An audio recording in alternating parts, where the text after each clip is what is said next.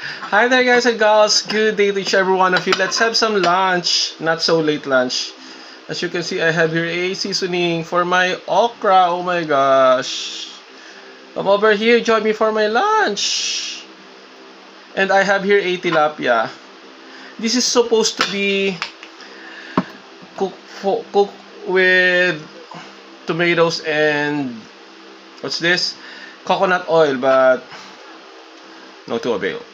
Anyway, this could be my day 26 of not eating meat, like pork, beef, chicken. Come on, for my abstinence. Oh gosh, oh gosh.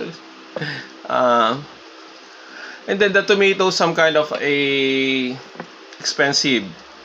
I supposed to buy in wet market, but don't have time yet. That's why I didn't continue to cook this tilapia on coconut oil with pechay supposed to be. Sabi?